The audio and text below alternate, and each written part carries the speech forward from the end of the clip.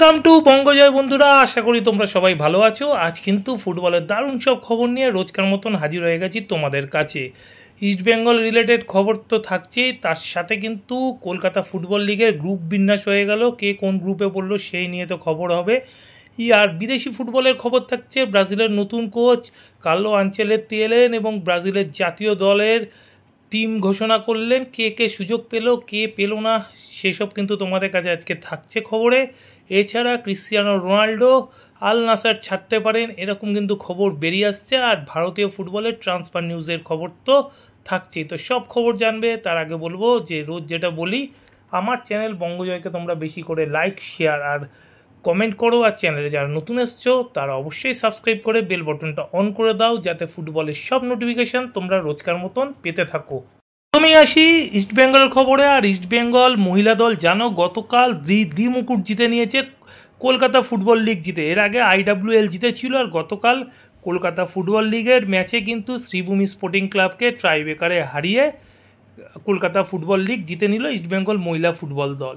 কালকে কিন্তু ম্যাচটা দুর্দান্ত একটা উপভোগ্য ম্যাচ হয়েছে, যারা দেখোনি তারা কিন্তু খুব মিস করে গেছে। একটা দারুণ ম্যাচ, দুটো দলই কিন্তু হাড্ডাহাড্ডি ফুটবল খেলেছে। শ্রীভূমি স্পোর্টিং ক্লাব কিন্তু যথেষ্ট ভালো ফুটবল খেলেছে, প্রশংসনীয়।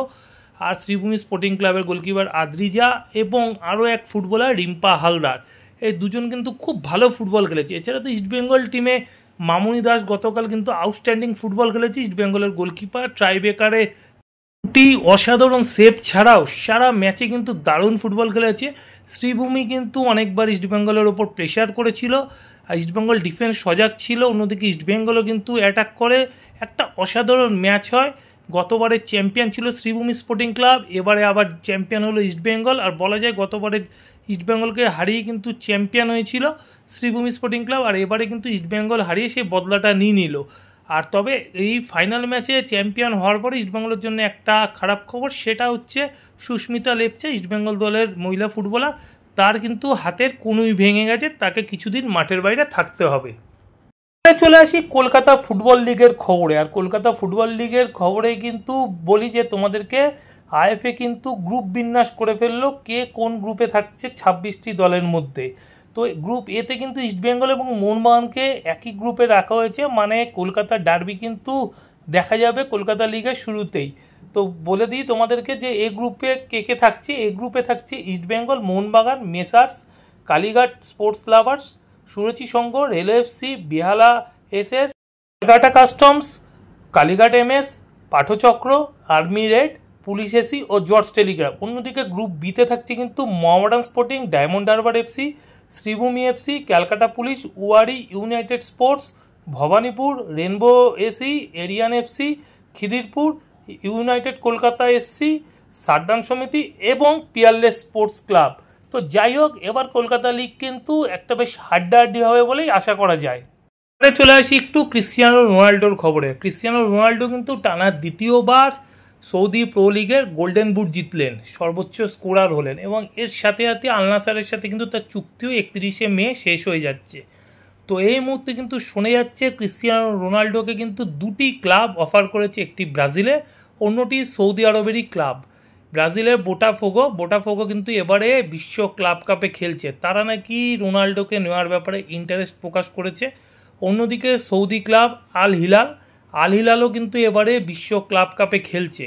আর ফিফা প্রেসিডেন্ট ইনফান্তনি, তোমরা জানো, তিনি কিন্তু চাইছেন ক্রিশ্চিয়ানো রোনাল্ডো যাতে বিশ্ব ক্লাব কাপে খেলে।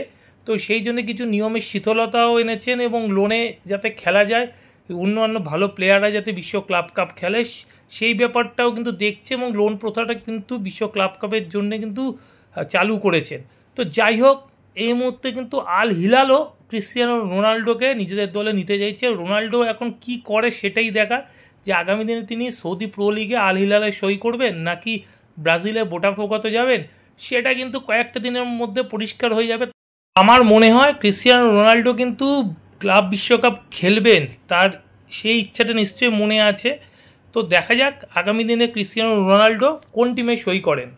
ব্রাজিলের জাতীয় দলের কোচ হয়ে এসছেন কার্লো আনচেলত্তি আসার পর কিন্তু সামনে দুটি ম্যাচ আছে, আর সেই দুটি ম্যাচের জন্য কিন্তু ব্রাজিলের জাতীয় দল ঘোষণা করলেন। আর জাতীয় দল ঘোষণা করেই কিন্তু তিনি নেইমার এবং রড্রিগোকে কিন্তু দল থেকে বাদ দিয়েছেন। নেইমারের চোটের পর মাঠে ফিরলেও কিন্তু সেভাবে পারফরমেন্স করতে পারছেন না, সেই কারণে তাকে বাদ দেওয়া হয়েছে। আর রড্রিগোর পারফরমেন্স নাকি তাকে খুব একটা ভাবাচ্ছে না, সেই জন্য রড্রিগোকে বাদ দেওয়া হয়েছে। আর কার্লো আনচেলত্তির অধীনে ব্রাজিল দলের প্রথম স্কোয়াড ঘোষণা।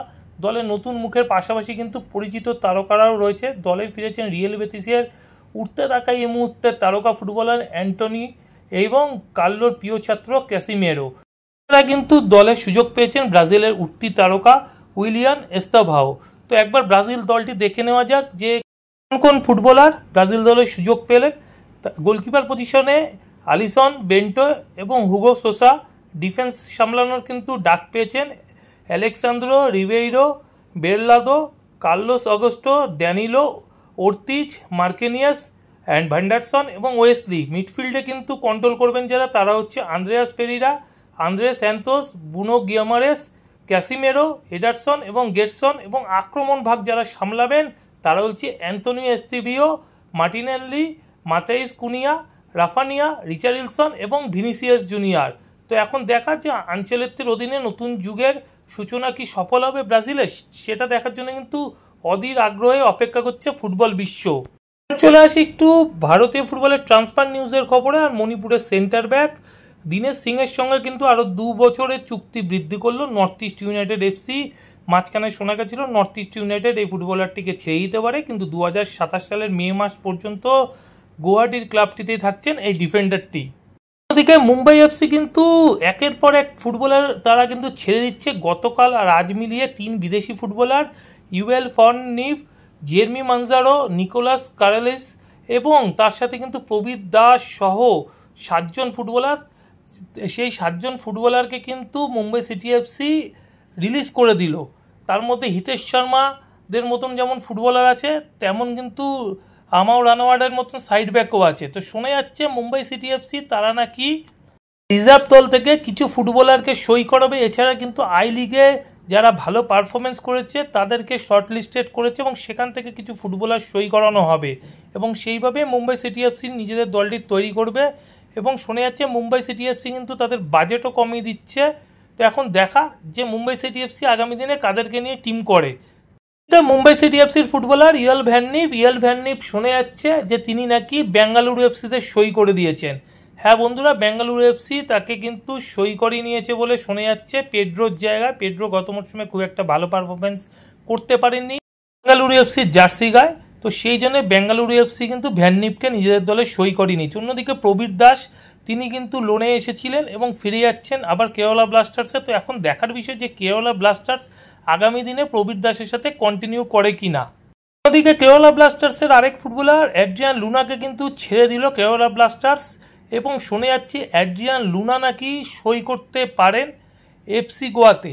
এফসি গোয়া তাকে কিন্তু দলে নেওয়ার ব্যাপারে ইন্টারেস্ট দেখিয়েছে, তার সাথে মুম্বাই সিটি এফসিও। কিন্তু এই মুহূর্তে এফসি গোয়া কিন্তু অ্যাড্রিয়ান লুনাকে সই করানোর ব্যাপারে অনেকটা এগিয়ে আছে। যদি এফসি গোয়াতে অ্যাড্রিয়ান লুনা যায় তাহলে কিন্তু বলা যায় এফসি গোয়ার আক্রমণ ভাগ কিন্তু যথেষ্ট শক্তিশালী হবে। গত কয়েকদিন ধরে কিন্তু যেই খবরটা চলে আসছে সেটা হচ্ছে সোনি নর্ডিকে নিয়ে।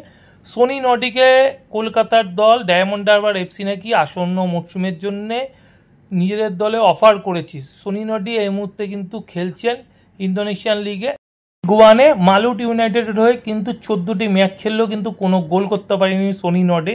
তো জানি না এই মুহূর্তে সোনি নর্ডি কীরকম ফর্মে আছে, তাকে সই করানোটা কি ডায়মন্ড হারবার এফসির জন্য ভালো হবে কিনা সেটা কিন্তু আগামী দিনেই বোঝা যাবে। তার সাথে কিন্তু শোনা যাচ্ছে ডায়মন্ড হারবার এফসি আরও এক তারকা ফুটবলারকে নিজেদের দলে নিতে চায়।